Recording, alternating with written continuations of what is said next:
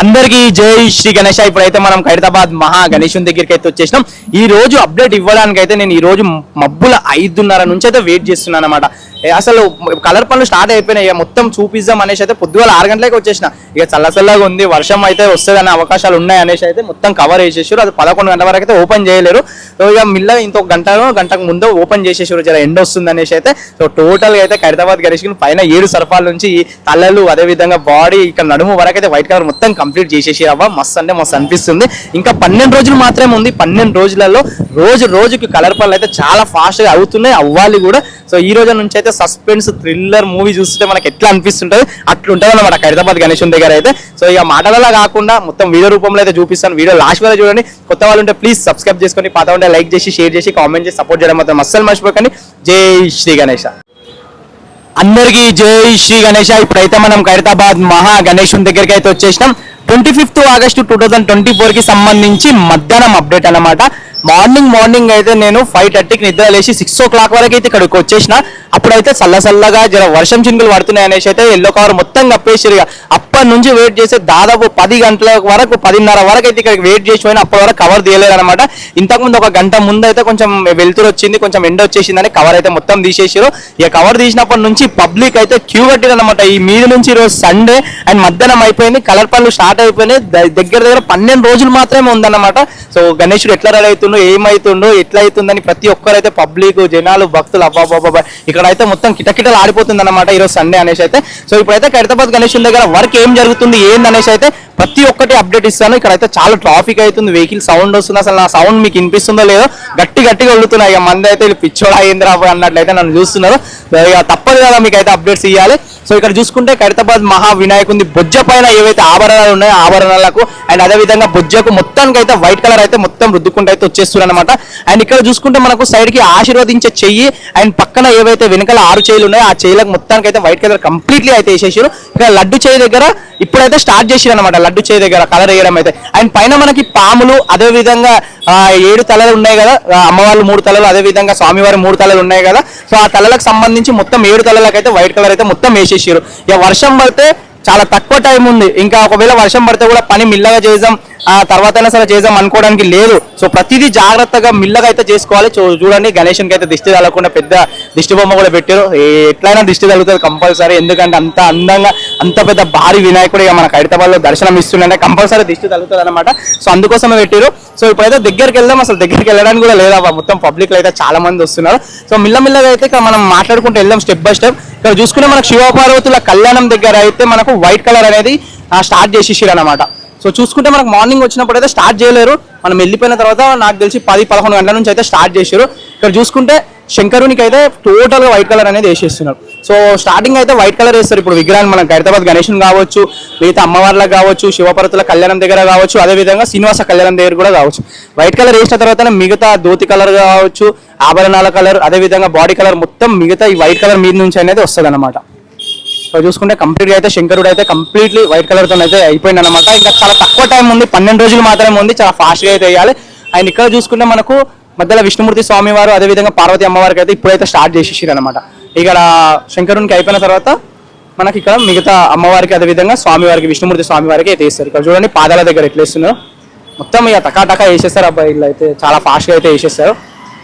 ఇదన్నమాట ఇక్కడ మనకు శివపార్వతుల కళ్యాణం దగ్గర.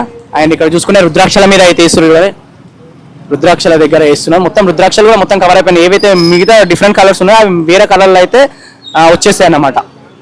సో శివపార్వతుల కళ్యాణం దగ్గర ఇదన్నమాట.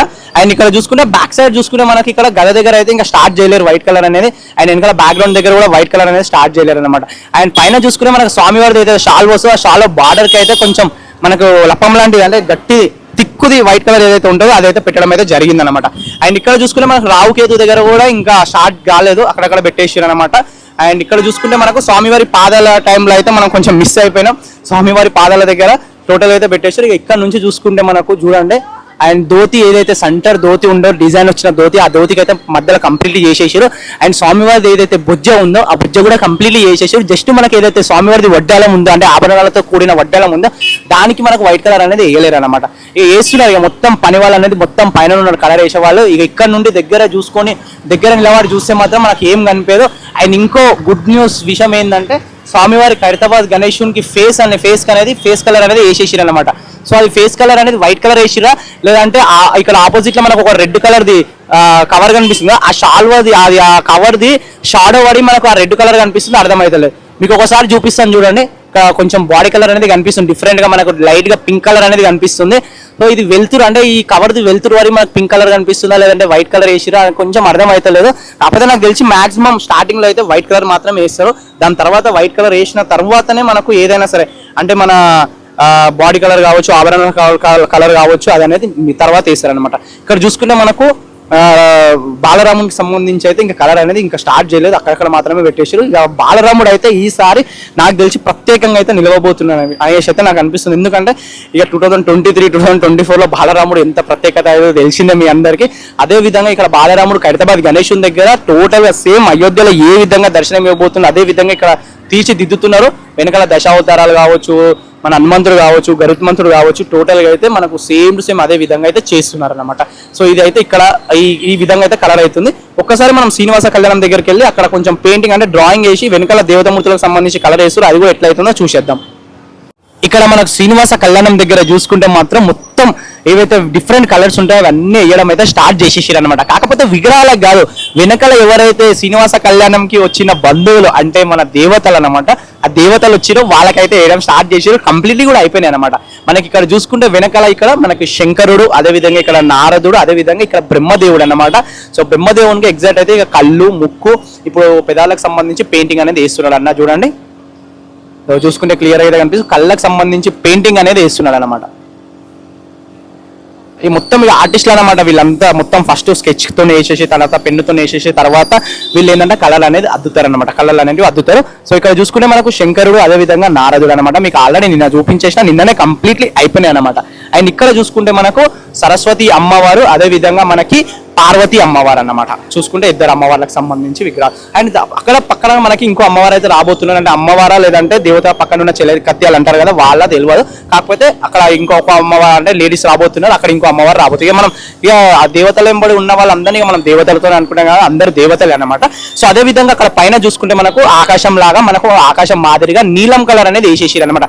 మనకి ఈ మండపంలో కావచ్చు, అదే విధంగా శివపార్వతుల కళ్యాణ మండపంలో కావచ్చు. మనకు పైన అయితే మాత్రం బ్లూ కలర్ వస్తుంది, సేమ్ ఆకాశం లాగా అయితే వచ్చే ఛాన్సెస్ ఉన్నాయి. అండ్ అదే విధంగా నాకు తెలిసి పైన చంద్రుడు చుక్కలు కూడా వస్తే ఛాన్సెస్ అయితే ఉన్నాయి. ఎందుకంటే ఇప్పుడు మండపంలో ఉన్నప్పుడు కళ్యాణం అవుతుంటే మనకు బయట అనేది అవుతుంటుంది. సో వాళ్ళకి ఏంటంటే పైన ఏముండదు, పైన మొత్తం ఓపెన్ ఉంటుంది దేవతలకు. సో పైన మొత్తం నక్షత్రాలు, చందమామ ఆ విధంగా వస్తే బాగుంటుంది, డిజైన్ లాగా వస్తుంది. సో ఆ విధంగా వచ్చే ఛాన్సెస్ అయితే ఉన్నాయి అనిపిస్తున్నాయి. మీరేమంటారో కింద కామెంట్ చేయండి. అండ్ వెనకాల చాక్లెట్ కలర్తో అయితే మొత్తం వేస్తున్నాయి. ఏవైతే స్తంభాలు ఉంటాయో అంటే ఫస్ట్ చాక్లెట్ కలర్ వేసేసారు, దాని తర్వాత గోల్డ్ కలర్ వేసే ఛాన్సెస్ అయితే ఉన్నాయన్నమాట. సో చూడండి మొత్తం స్తంభాలు ఏ విధంగా ఉంటాయో, దర్బార్ అంటే స్తంభాలు దర్బార్ అనేది ఏ విధంగా అయితే ఉంటాయో దానికి సంబంధించి అయితే సేమ్ టు అదే విధంగా అయితే వేసుకుంటూ వెళ్తున్నారు అనమాట.